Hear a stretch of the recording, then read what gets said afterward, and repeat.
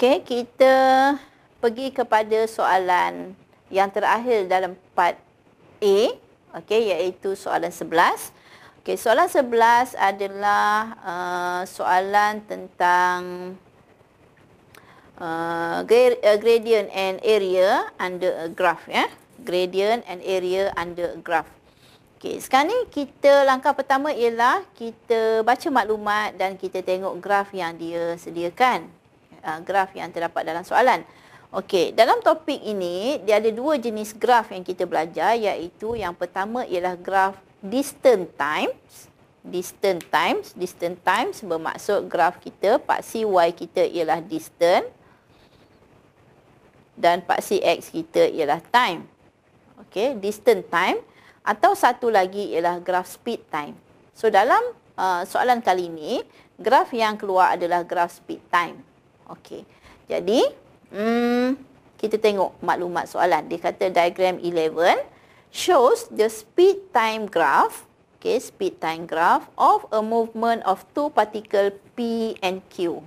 Okay, so kita ada P dengan Q, particle P dengan Q, for a period of T second. Okay, kita ada T second dekat sini. Graph MA represent the movement of P. MA. Okey, so MA yang ini adalah untuk partikel P. Okey, MA untuk partikel P, dan MBCD. Okey, kita ambil MBCD. MBCD.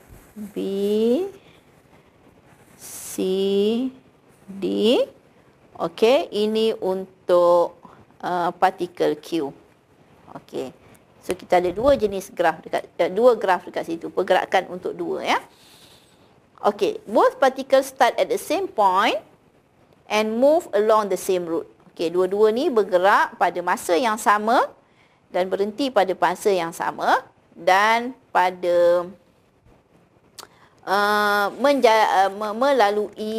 melalui laluan yang sama, ya. Okey, cuma speed dia berbeza. Okey, speed dia berbeza. Dan kita tengok soalan dia. Soalan dia kata calculate, state the uniform speed in meter per second of particle Q. Okey, state the uniform speed. Okey, kita tengok graf kita tadi. Okey, kita nak jawab soalan A. Okey, soalan A dia kata uniform speed bagi partikel Q. Partikel Q warna biru, ya. Uniform speed. Okey, uniform speed. Apa maksud uniform speed? Uniform speed adalah laju yang seragam. Maknanya lajunya tidak berubah. Okey, jadi kalau pada graf, uniform speed adalah pada graf BC. Sebab pada saat kelima, okey, masa dalam saat, ya. Pada saat kelima, lajunya adalah 18 dan pada saat T, lajunya masih 18. Jadi dia seragamlah, laju dia sama je. Kalau macam ni, laju dia bertambah. Mula dari 0, naik sampai 18. Ini dia kekal 18. Maknanya ini adalah uniform speed dia. So sekarang ni state the uniform speed. Uniform speed dia adalah 18 meter sesaat. Okey, so kita dah jawab soalan ni. Jawapannya ialah 18 meter sesaat. Itu adalah uniform speed dia. Okey, soalan tu senang je.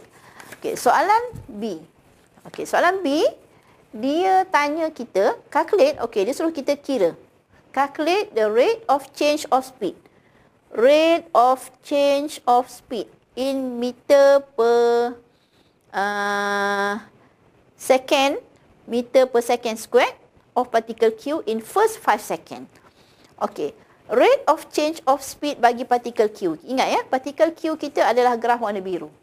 Okey, graf warna biru adalah particle Q, dia suruh kita cari rate of change of speed bagi saat kosong hingga saat kelima. First 5 second. Okey, bagi speed time, rate of change of speednya adalah gradient. Okey, rate of change of speed sama dengan, kenapa kita ambil gradient? Okey, kenapa kita ambil gradient? Rate of change of speed. Okey, kalau dalam istilah fizik kita panggil acceleration.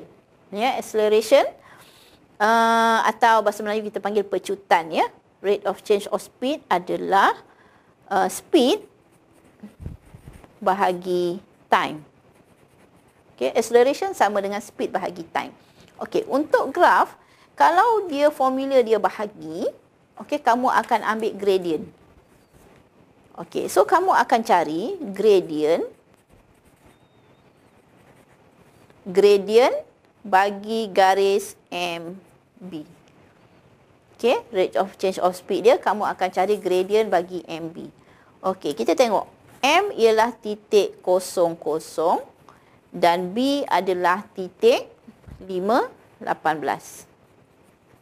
Okey, so kita cari gradient gunakan dua titik. Kita ada Y2 tolak Y1 per X2 tolak X1. 18 tolak 0 bahagi 5 tolak 0.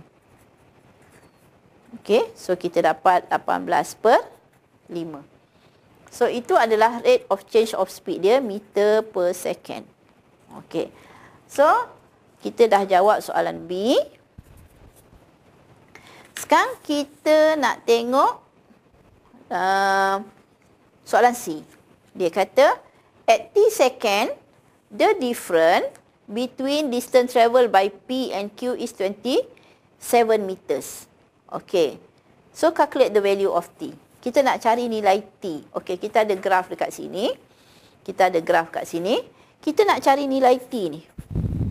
Dan maklumat yang kita ada ialah beza antara jarak yang dilalui oleh partikel P yang merah, jarak yang dilalui oleh partikel P dengan jarak yang dilalui oleh partikel Q, beza dia adalah 27 meter. Okey, so kita nak tengok dekat sini jarak. Jarak atau distance. Okey, distance bagi graf speed time. Okey, kita tahu bahawa speed sama dengan distance over time. Betul? Speed distance over time. So kalau distance sama dengan time naik sini, kita dapat speed darab time. Okey. Tadi kalau formula, sebab kita punya graf ni adalah speed time, ya. Graf kita speed time. Okey. Ni graf kita speed time. So kalau kita punya formula bahagi speed bahagi time, maka kita akan cari gradient. Okey. Kalau formula kita speed darab time, kita akan cari area. Area. Okey. So maknanya untuk dapatkan distance, kita cari area. So sama dengan area. Okey, sekarang kita ambil distance P. Distance Q. Kita cari distance Q. Okey, distance Q ialah area MBC. MBC, area under graph MBC, ya. MBC. Okey, so sama dengan. Okey, sekarang kita tengok. MBC, kita nak cari area under graph ni. Okey, ni yang biru, ya. Kita ada bentuk apa ni? Trapezium. Trapezium, ini A dia, ini B dia, ini T dia. Okey, so A dia adalah T tolak 5. Ni, jarak sini adalah T tolak 5. Okey, jarak sini adalah T. Okey, so kita kena tahu formula trapezium lah. So luas trapezium, okey, setengah darab. A dia ialah T tolak 5. T tolak 5. Okey, tambah. Okey, B dia ialah T. Okey, darab dengan, okey, di sini T dia ialah 18. Ni T dia, 18. Ni. 18 darab 18. Okey, so kita dapat, ini dah boleh potong, kita dapat 9. So kita ada 9 darab T tambah T, 2T tolak 5. Okey, so kita dapat 18T tolak 18T tolak 9 darab 5, 45. Okey, so kita biarkan. Itu adalah distance Q. Sekarang kita cari distance P. Okey, distance P. Cuba tengok graf. P kita adalah graf MA. Graf MA. So distance adalah luas di bawah graf MA ni. Luas yang merah ni. Okey. So sekarang ni luas bentuk ni adalah bentuk segitiga. Segitiga. So formula dia ialah, okey, ini area under MC ya. MC. Okey, so kita dapat setengah darab, okey, base darab tapak darab tinggi ya. Base dia ialah T dan tinggi dia ialah 18 kat sini. 18. Okey, so kita dapat sini adalah 9T. Okey. So sekarang maklumat yang kita ada ialah beza antara distance Q dengan distance P ialah 27. Okey. So kita dapat dekat sini distance Q tolak distance P sama dengan 27. Okey, so distance Q 18T tolak 45. Okey, tolak dengan 9T sama dengan 27. Okey, kita simplify equation ni. Kita dapat 18 tolak 9 dapat 9T sama dengan 27 tambah 45. 45 ni bawa belah sini ya. So kita dapat 27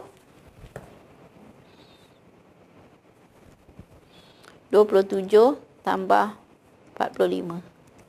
72. Okey.